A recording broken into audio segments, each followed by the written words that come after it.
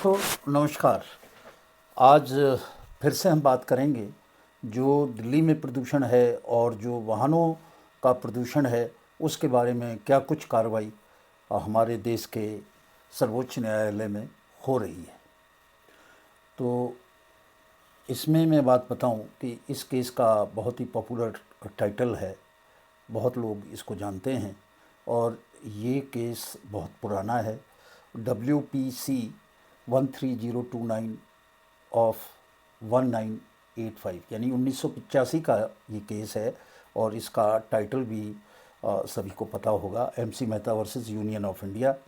और इसमें समय समय पर आदेश और फैसले सुप्रीम कोर्ट ने किए।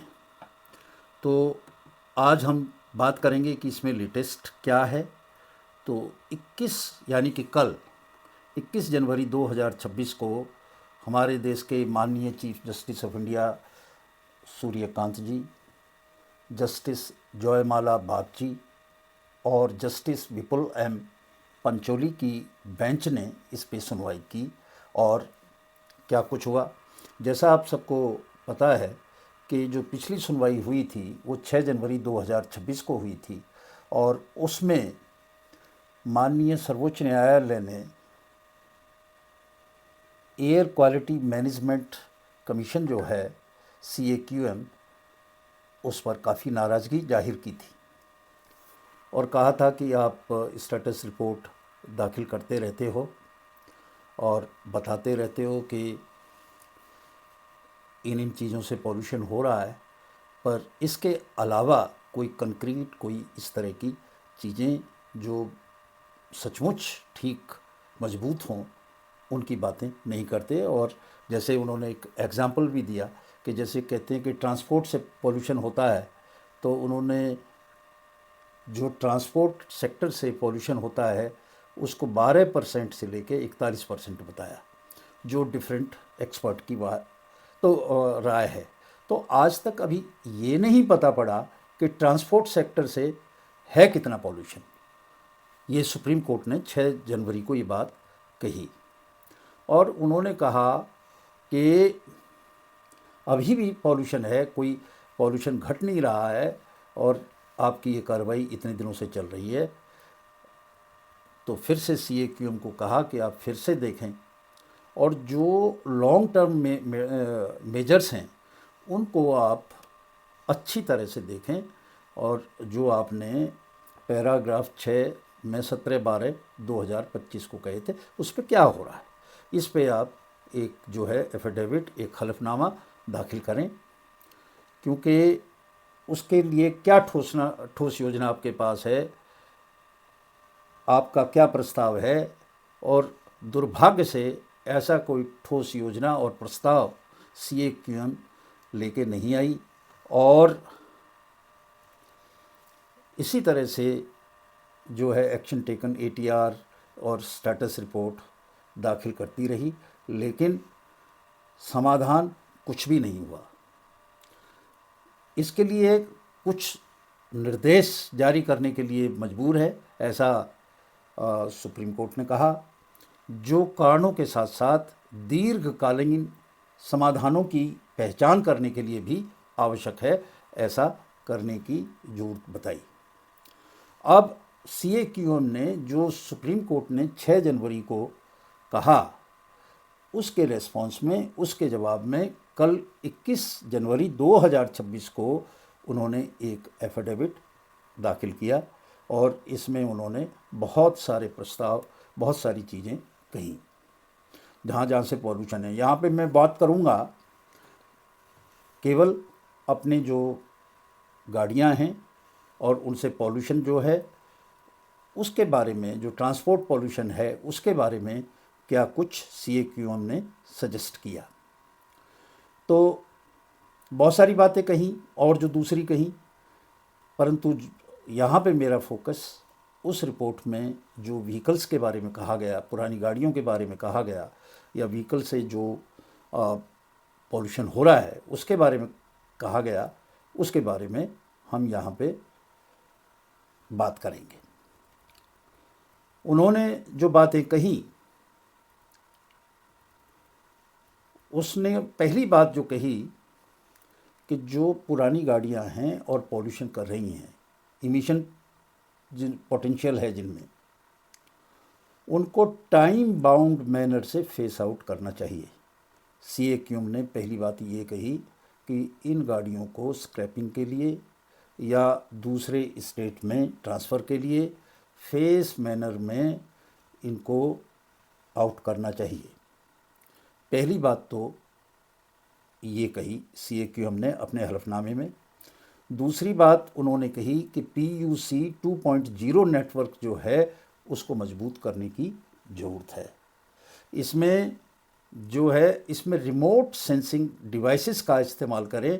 जो व्हीकल का जो प्रदूषण हो रहा है व्हीकल से, उसको मॉनिटर करने के लिए रिमोट सेंसिंग डिवाइसेस, यानी कि रोक के उनको लगाने की ज़रूरत नहीं है, वो दूर से ही उसको सेंस करें। और तीसरी बात जो कही वो कही कि रीजनल जो रेल ट्रांसपोर्ट है, मेट्रो रेल नेटवर्क है, सिटी पब्लिक बस सर्विस है, इनका विस्तार किया जाना चाहिए।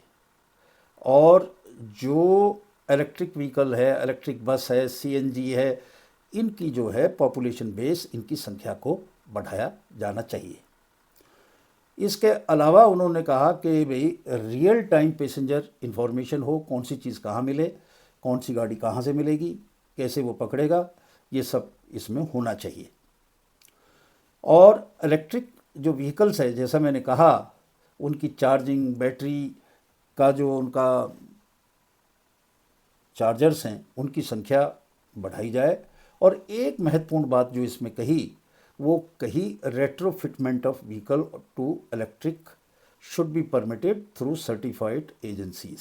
यानी कि रेट्रोफिट का मतलब है कि जो पुरानी गाड़ियां हैं उनको कन्वर्ट करना EV में, और इसकी जो संभावनाएं हैं उनको देखते हुए जो सचमुच अच्छी सर्टिफाइड एजेंसी हैं उनको इसका काम दिया जाए और सरकार इसके लिए पॉलिसी बनाए और पुरानी जो गाड़ियां हैं उनमें इलेक्ट्रिक व्हीकल में उसे कन्वर्ट करने का प्रोविज़न करें। इसके अलावा CNG एंड LNG जो फ्यूल नेटवर्क है उसको भी डेवलप करने की कोशिश करें, इसको बढ़ाए, क्योंकि कमीशन ने कहा कि जो कॉमर्शियल गाड़ियां हैं वो CNG के लिए बहुत लंबी लंबी लाइनों में, कतारों में खड़ी रहती हैं, उससे ट्रैफिक भी बाधित होता है। फिर उन्होंने कहा कि जो टेक्नोलॉजी है ANPR, यानी कि automatic number plate recognition system, RFID, इनसे ही सारी चीज़ें होनी चाहिए। जैसे जो बैरियर है, बैरियर में बैरियर नहीं होना चाहिए, ये उससे सेंस करे, बैरियर लगा के गाड़ी को रोक के वो लाइन लंबी हो जाती है। ऐसा कुछ भी नहीं होना चाहिए। ये ANPR और RFID होना चाहिए, बिल्कुल फ्री फ्लो हो, बैरियर कहीं भी किसी भी उस टोल पे नहीं होना चाहिए। एक बात और भी कही कि अभी तक जो गाड़ियां थी, जो लग्जरी सेगमेंट था डीजल कारों का, SUV का, 2000 cc कैपेसिटी और उससे अबव, उस पे 1% अभी जो है इन्वायरमेंट प्रोटेक्शन चार्ज लगता था, इसको भी बढ़ाया जाए। तो इसी तरह उन्होंने अन्य कई चीज़ें कहीं।